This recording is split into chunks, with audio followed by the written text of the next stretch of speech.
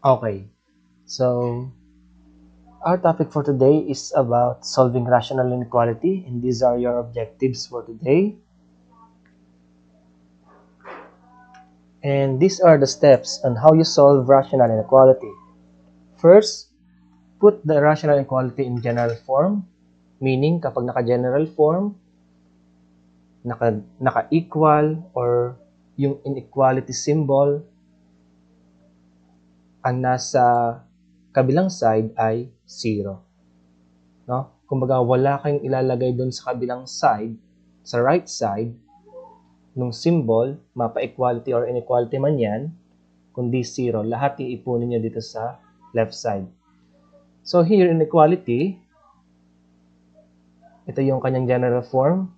R of x divided by q of x is greater than 0.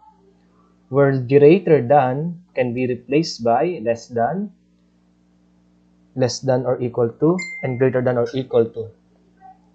Meaning, lahat ng inequality symbol ay pwede dito sa rational inequality.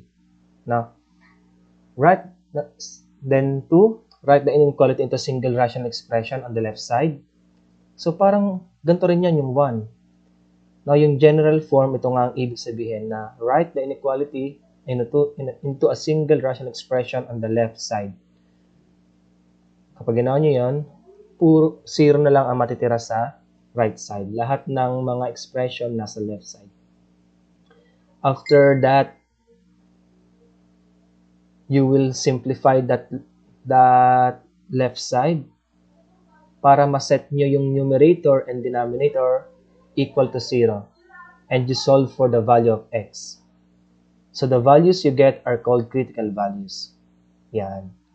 So yung mga value ng x ay tinatawag na critical values. Once again, paano nyo siya mai-equal sa 0 at masosolve si x?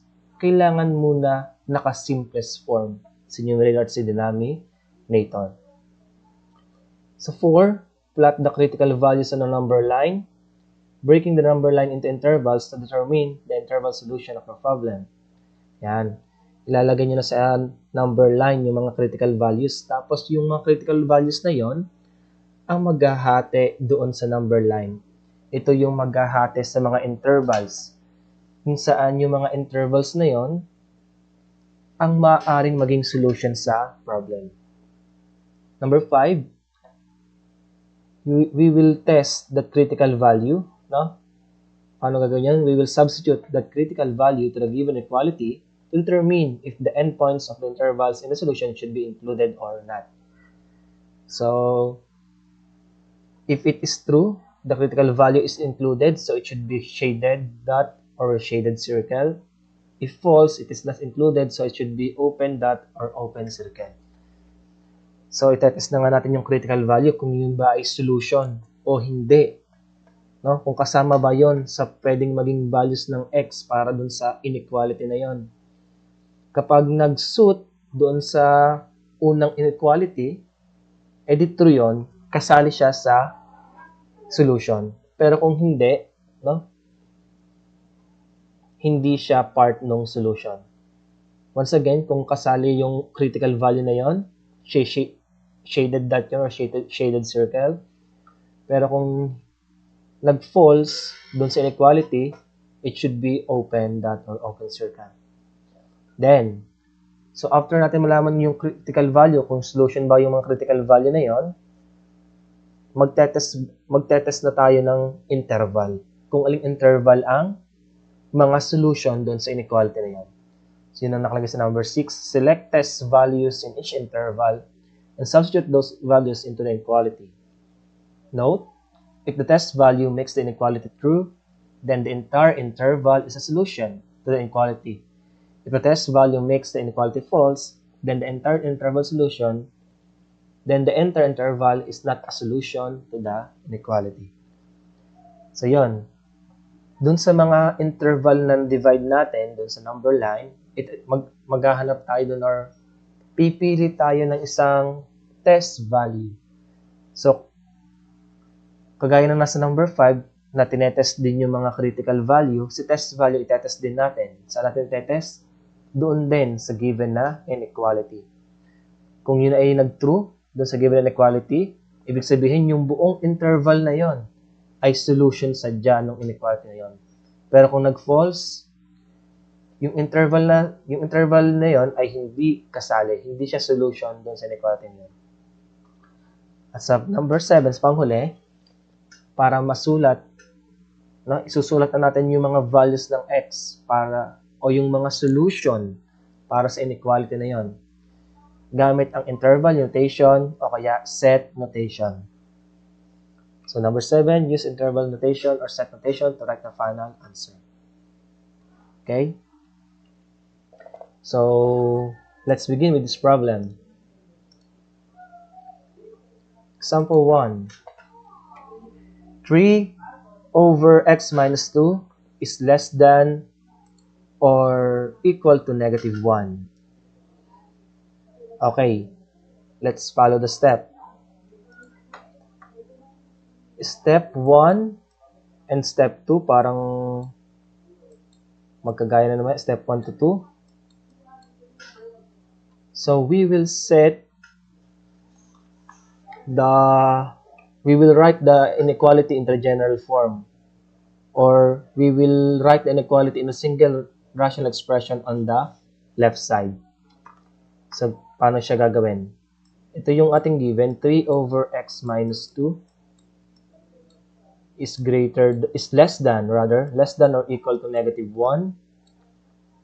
Then it will become yung negative 1 natin, ilalagay natin sa kabilang side. 3 over x minus 2 plus 1, no, negative magiging positive, is less than or equal to 0. Yan. So, mapapansin nyo, naka-general form na yan. At ayan, naka-general form na siya. At naka-single rational expression na rin siya sa left side. Yan. Next is step 3. Set the numerator and the denominator equal to 0 and solve for the value of x. So, paano natin may set yung numerator and denominator equal to 0 kung mayroon pa tayong kailangang isimplify? So, kailangan muna natin itong isimplify. Yung 3 over x minus 2 plus 1 is greater than or equal to 0. So, paano mo isi-simplify, sir? Okay, kita nyo, pag-add natin itong fraction na to, tsaka itong 1. So, kailangan natin si LCD. Ano ang LCD ng x minus 2, tsaka nitong 1? Tandaan, yung whole number na 1 na yan, may denominator na 1 sa baba. Hindi lang nakasulat. So, ang LCD niyan ay yung x minus 2. So, divide times tayo dito. LCD x minus 2 divided by the denominator x minus 2, which is equal to 1, times 3, therefore 3. Sige, sulat ko nga muna yung 1 times 3.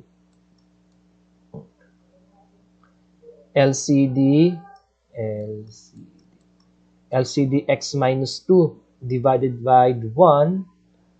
So, saan ka na nagpunta, sir? Dini na, sa whole number na are. No?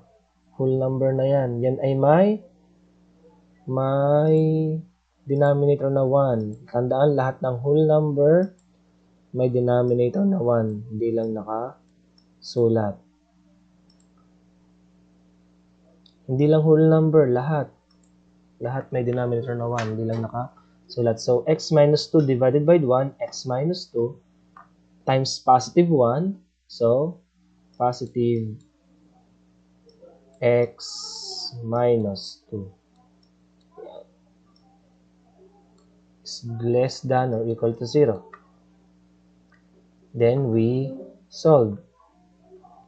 1 times 3, which is equal to 3, plus x minus 2 all over x minus 2 is less than or equal to 0.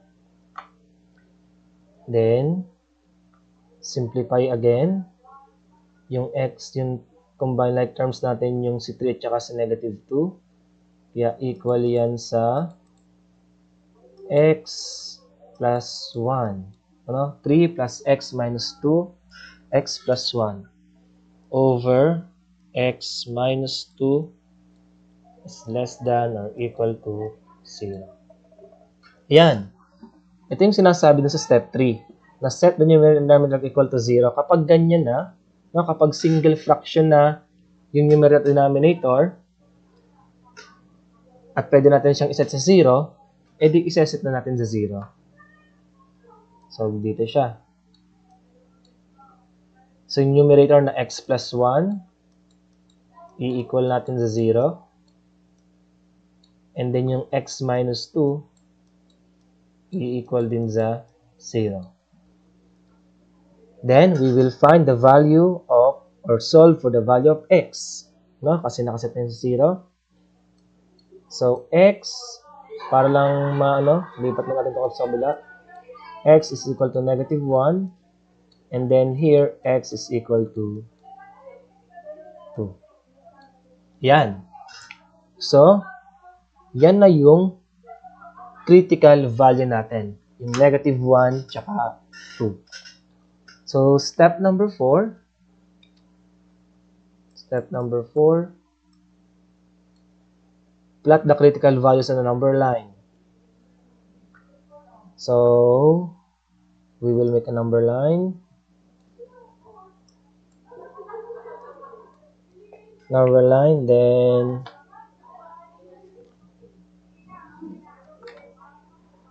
yung critical value natin ay negative 1 tsaka 2. So, simulan natin ang paggawa sa 0. 0, then 1, 2, 3, negative 1, negative 2, negative 3.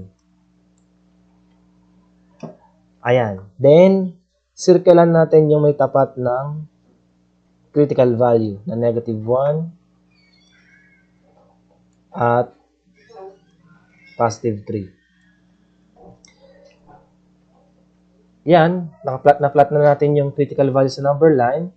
Itetest na natin sa step 5. We will determine if that endpoints, if that critical value are or is endpoint of the interval, or meaning solution siya doon sa inequality. O kaya, yan din natin malalaman kung hindi solution yung critical value na yon sa inequality. No? Doon natin malalaman kung included ba o hindi included yung critical values sa solution ng inequality. Mamaya, mag-shade tayo dyan ng circle. Pag sinade natin yung circle, siya ay solution. Kapag hindi natin i-shade yung circle, kung siya ay open circle lang or open dot, hindi siya kasama sa solution. So, let's now test the critical values. So, our inequality is 3 over x minus 2, which is less than or equal to negative 1. Saan yung binasa lang, sir? Yung given. No? Yung given, babalik tayo sa given pag nagtetest na tayo ng critical value. Okay? Wherein x is equal to negative 1 and x is equal to positive. But positive 3 yung may ano ko dito. Positive 2. Yan. Mali ang Bilog ng sir. Saan nakuha na sir yung 3? Yan, sorry. Ari dapat. Negative 1 and 2. Ayan.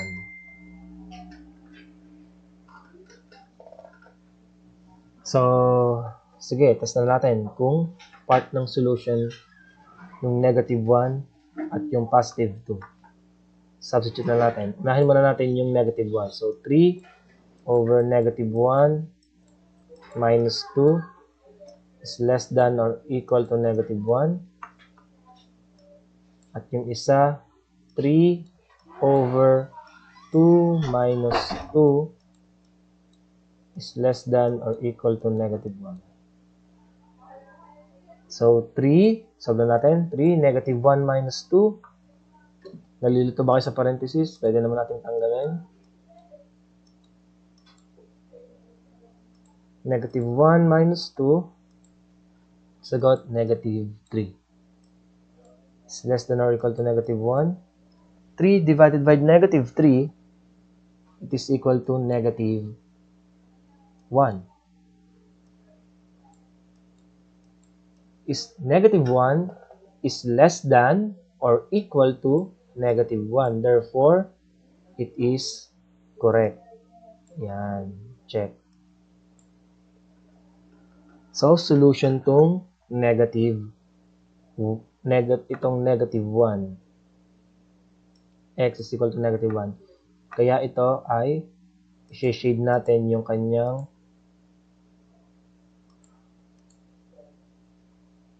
mamaya na natin gawin yan. Maggawa na lang tayo ng panibago para mas tuloy-tuloy. Dito naman tayo sa x is equals to 2. So, naging 2 na yung x, kaya siya naging 3 over 2 minus 2 is less than or equal to negative 1. Kapag sinolve natin yan, 3, 2 minus 2 is equal to 0 is less than or equal to negative 1. 3 divided by 0, ito ay undefined. Undefined. So, not a solution. Dahil hindi nag-fit, no? Hindi nag-fit dun sa condition na less than or equal to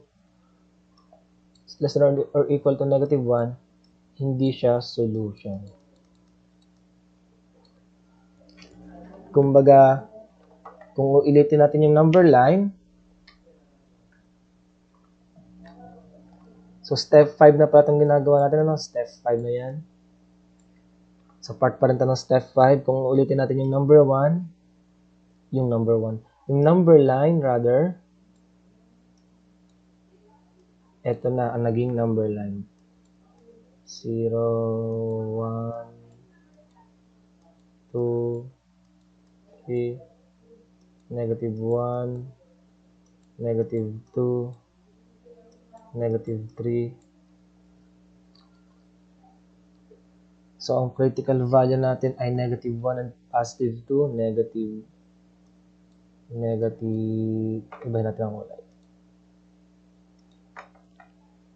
Negative 1, tsaka positive 2. Ayan. Since ang nag-fit lang ay yung si negative 1, yun lang ang shaded circle or shaded dot or closed dot. And then yung x is equals to 2, open dot lang siya or open circle. Now, from that class, makakagbuo na tayo ng intervals. No? Ito yung gagamitin natin sa step 6 na select test values in each interval. Kung mapapansin nyo, yung number line nahati. No? Nahati siya. Ang hati ay yung mga critical values. Yung sa 1 at saka yung sa 2. Kung mapapansin nyo, makakabuo tayo dyan ng 3 interval. Ito ay, itong nasa gitna, ito ay x is greater than or equal to, kasi shaded yan, negative 1, but less than 2. Hindi kasama si 2. Yun yung unang interval. Ang pangalawa, lahat ng papaganto sa lahat ng nasa left ng negative 1. So, lahat ng less than sa negative 1. Lahat ng value ng x na less than sa negative 1. At dito naman sa kabila, lahat ng value ng x na mas malaki sa 2. Yan. Na mas malaki sa 2.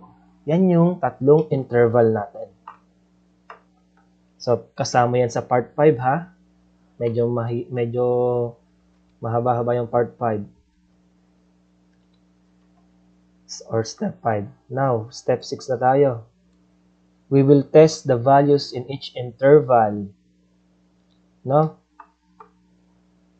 So, tetest ulit natin. Ang gagamitin ulit nating pan-test ay yung given. Yung given na 3 over x minus 2. 3 over x minus 2 is less than or equal to negative 1. And ito yung mga interval na itetest natin. X is less than negative 1. Ano pa? X is greater than or equal to negative 1.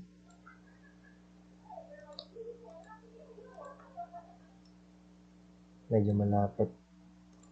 Using ko lang yung sulat. X is greater than or equal to negative 1 but less than 2. And x is greater than 2. Then, pipili tayo ng gusto nating maging test value. Piliin na lang natin yung mas malapit. No? X is less than negative 1. Ano ba yung mas mababa sa negative 1? Let's say, ang x ay equal sa negative 2, no? Kasi ang negative 2 naman ay mas mababa sa negative 1. Din sa x is greater than or equal to negative 1 but less than 2. So, sa pagitan ng negative 1 at 2, sabihin natin, ang x ay 0. Pwede naman kayong gumamit ng 1. Pwede gumamit ng mga 1.5. Yung mga may decimal. 0 lang yung pinili ng sir. So, sa test value, kayo po ang bahalang pumili. Din sa x greater than 2, let's say, ang gusto ng sir ay x is equal to, sige, 3 na lang. Or, sige, 5. Yan. X is equal to 5. Okay. So, let's test our critical values. Negative 2, less than yun sa negative 1. So, gawin natin negative 2 yung x. X is equal to negative 2 minus 2 is less than or equal to negative 1.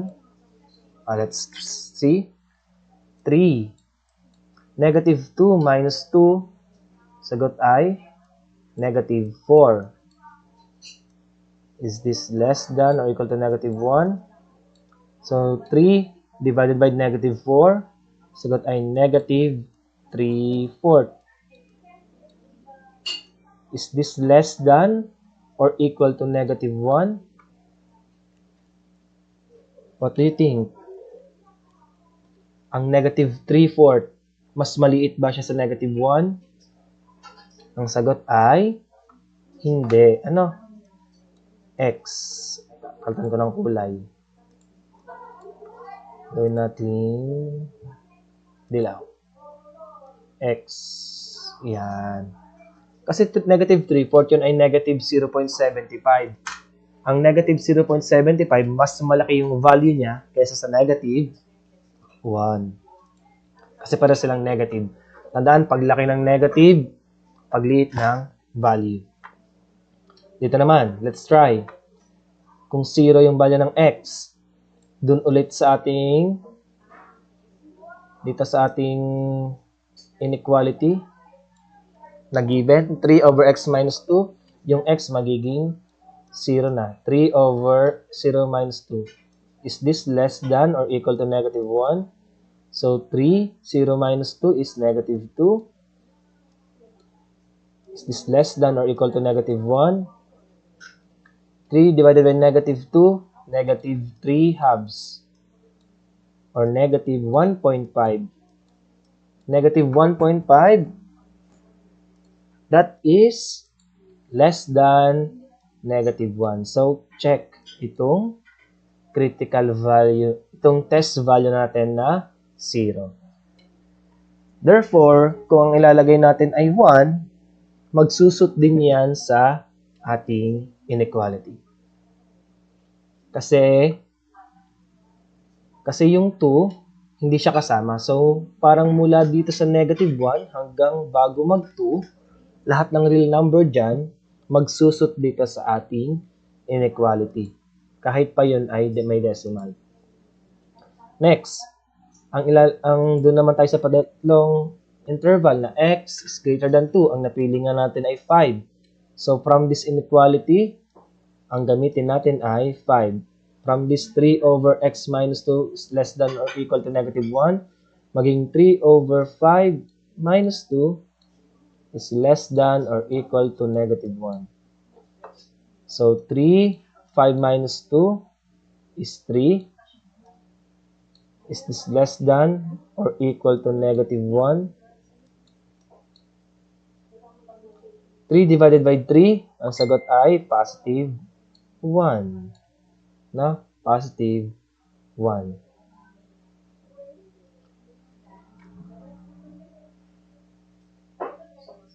Okay? So, this is not less than or equal to negative 1. Mas malaki siya. Kaya ito ay x din. X.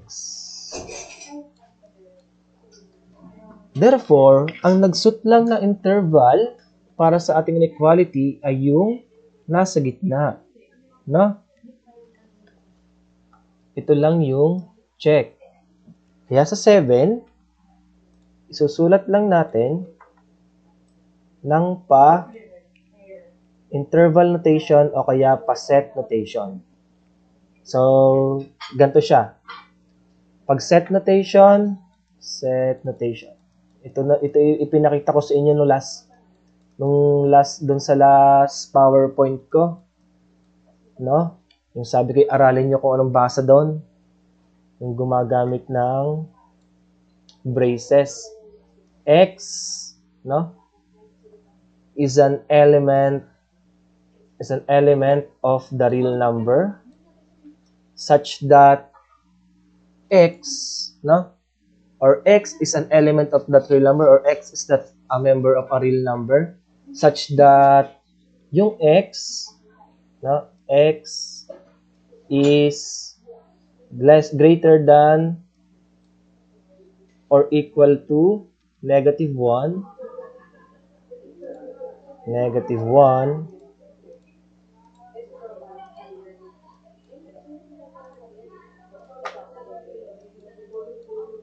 but less than 2. Yan yung kanyang set notation. Kapag naman interval notation,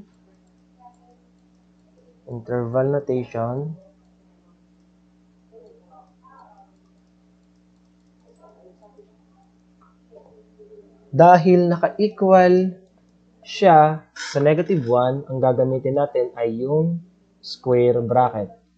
Negative 1, tapos hanggang 2. Pero hindi kasali si 2.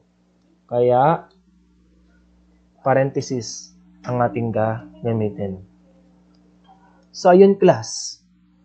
Ganyan po mag-solve ng rational inequality.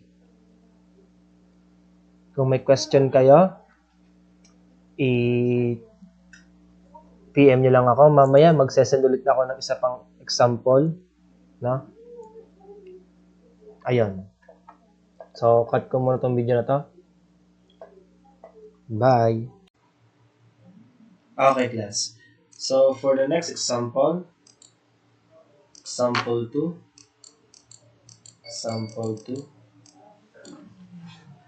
we have a rational inequality 2x minus 8 over x minus 2 is greater than or equal to 0. Ayan. So, the steps, kung mapapansin nyo, no, nagawa nila yung steps 1, 2, steps 1 and 2, naka-general form na yan, no, naka-greater, 0 na yung nasa kabilang, nasa right side. Tapos, yung sa 2, single rational expression na yan, ano, kasi isang fraction yan. Kaya class, ayan, 1 at 2 na yan. Yung given natin, satisfied na sa step 1 at 2.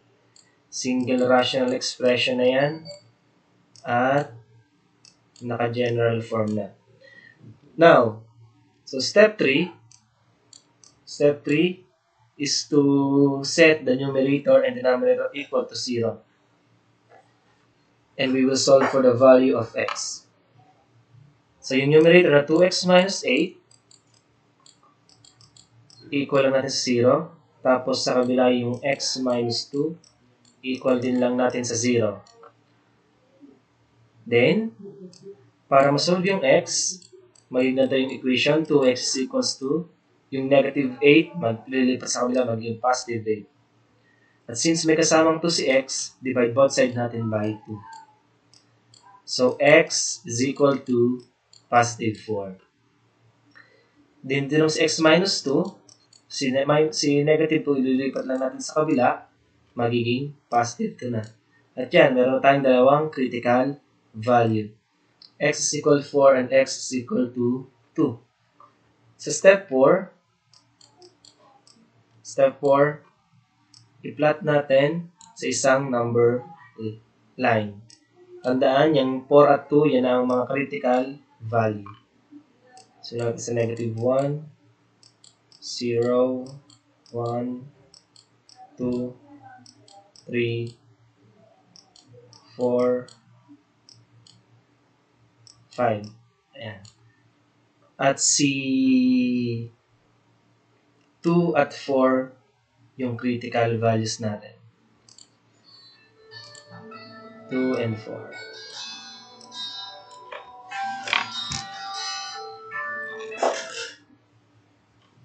May tumatawag lang kas.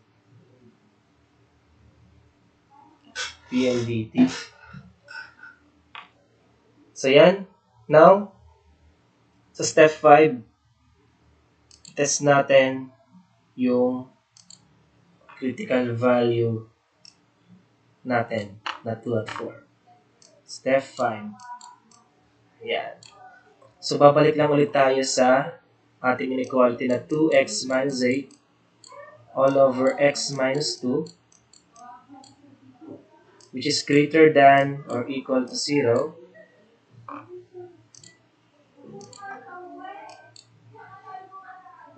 Wherein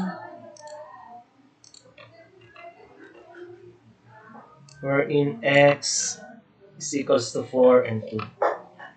Wherein x is equal to 4 and x is equal to 2.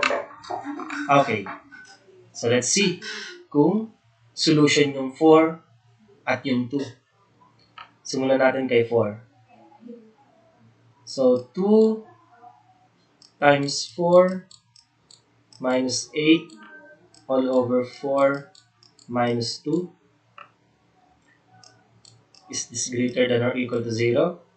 2 times 4 is 8 minus 8. 4 minus 2 is 2. It's greater than or equal to 0. 8 minus 8 is 0 over 2. It's greater than or equal to 0. And 0 divided 2 is 0. 0 is greater than or equal to 0. So, check. Critical value na 4 ay isang solution. So, sulat natin sa kabila. X equals 4 is a solution. Now, what if x is equal to 2? So, substitute lang ulit natin dun sa ating inequality. Okay, sulat ko muna ulit. 2x minus 8 all over x minus 2 is greater than or equal to 0. So, yung x magiging 2. So, 2 times 2 minus 8 all over 2 minus 2 is greater than or equal to 0. So, 2 times 2, sagot ay 4 minus 8. 2 minus 2 is 0. So, kita nyo, naging 0 na yung ilalim. Matik, undefined na ito. Undefined. Kahit pa-solve na natin yung 4 minus 8 ay negative 4. No? Negative 4 over 0. Undefined yan. Okay? So, yung 4 lang ang solution. X equals to is an extraneous root. No? Kung tandaan nyo si extraneous root, root na hindi root. Or root na hindi solution. Ayan. Now, ilagay ulit natin yung number line. Negative 1, 0, 1, 2, 3, 4, and 5. Ayan. At ang ating mga critical values ay 4 and 2. So, 2 and 4. At ang 4 lang yung solution. Kaya lalagyan natin yan ng solid dot or solid circle. So, ganito siya. Ayan.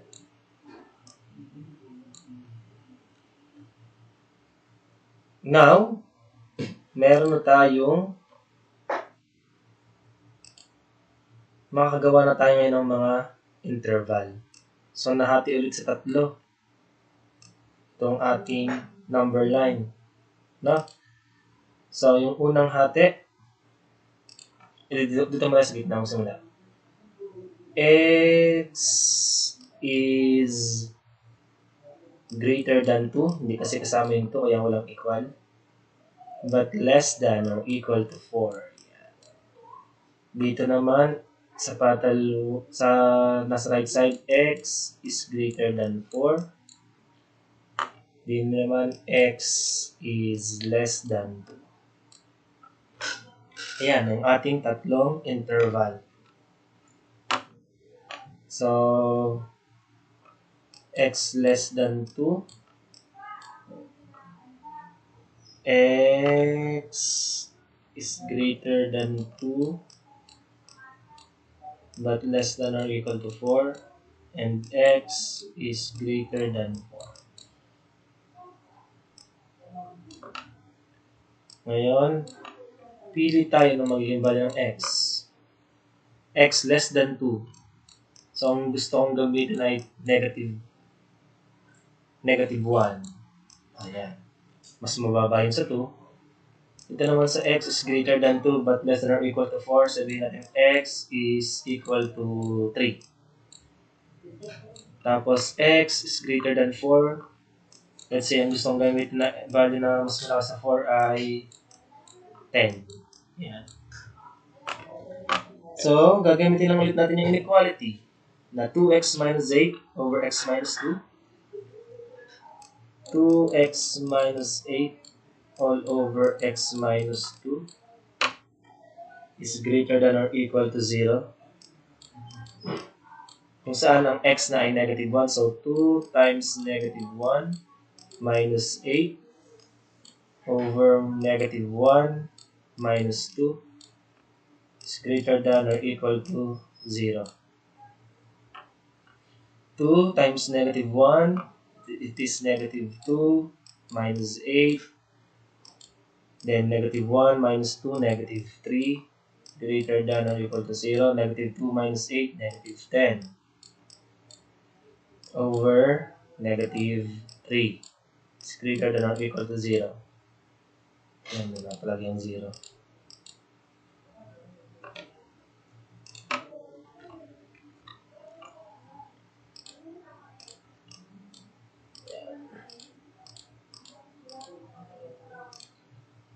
So, negative 10 divided by negative 3, ang sagot ay positive 10 over 3. And that is greater than 0. Greater than or equal to 0. So, check to. Para sa ating equality. So, yung interval na x is less than 2 ay kasali sa ating solution. Yung interval na lahat ng x na mas maliit sa 2, kasali sa solution. Now, bakit 10 over 3 is greater or equal to 0? 10 divided 3 is approximately 3.33333 ito, na mas malaki yun sa 0. Ito naman tayo. So, substitute ko na lang dito para mas mabilis. So, 2x is greater than 2 but less than or equal to 4. Ang napili natin test value ay 3. So, gamitin natin 2 times 3. No, yung 3, lalagay natin sa mga x. 2 times 3 minus 8 all over 3 minus 2 is greater than or equal to 0. 2 times 3, sagot ay 6 minus 8. 3 minus 2 is positive 1. Is greater than or equal to 0. 6 minus 8 is negative 2. And copy over 1 is greater than or equal to 0. Negative 2 divided by 1, ang sagot ay negative 2. Negative 2 is not greater than or equal to 0 kasi mas mababa siya. Therefore, ito ay x. Hindi kasama yung interval na x is greater than or equal to 2. Is greater than 2 but less than or equal to 4. Hindi yun kasama. Then, dito naman sa x is greater than 4. Napili natin ay 10. So, 2 times 10 minus 8 all over 10 minus 2. 2 times 10 ay 20 is greater than or equal to 0. 2 times is 20 minus 8. 10 minus 2 ay 5. Is greater than or equal to 0. 20 minus 8, ang sagot ay 12 divided by 5. Is greater than or equal to 0. And yes, 12 divided 5 is greater than or equal to 0. Ang sagot yan ay 2.4. Na. So, ang mga interval na ito, x is less than 2, tsaka x is greater than 4. No? X is greater than 4. Katandaan natin, yung 4 ay kasali din sa solution. No? So, ito nga siya. Ang mga kasali ay itong dalawang interval.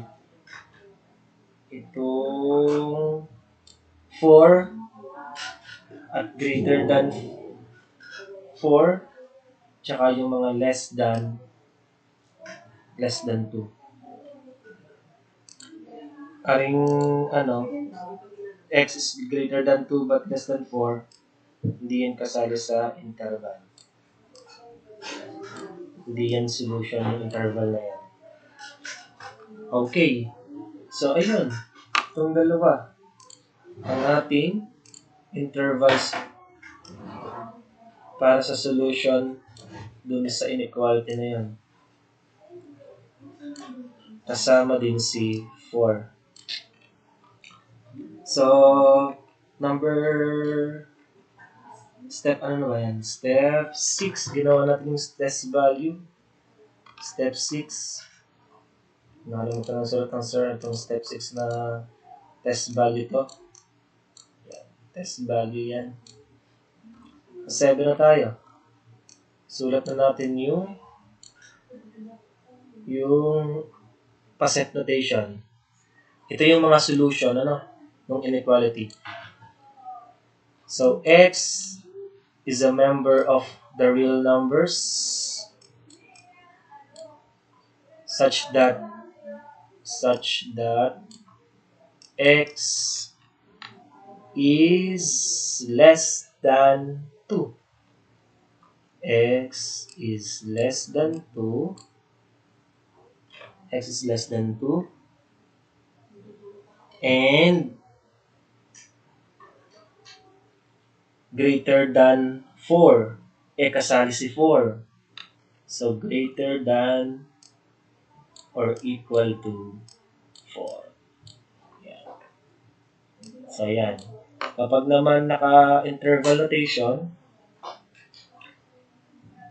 edi x is less than 2. Hindi kasama si Teo, So, lahat ng negative real numbers hanggang kay 2. So, kapag mga infinity, laging ganito, laging parenthesis. Since ito ay hindi kasama, kaya parenthesis din yung kanyang symbol sa notation, interval notation. Tapos, yun din kasama niya yung mga x na greater than 4. So, si 4 at yung lahat ng greater than 4. So, positive infinity. And, silang dalawang interval. Kaya nagamitin natin ay yung union. Symbol for union na U. So, ayan, class. Yan ang kanyang set of solutions. Ito naka-set notation yung nasa taas. Ito naka-interval notation yung nasa baba. Thank you so much.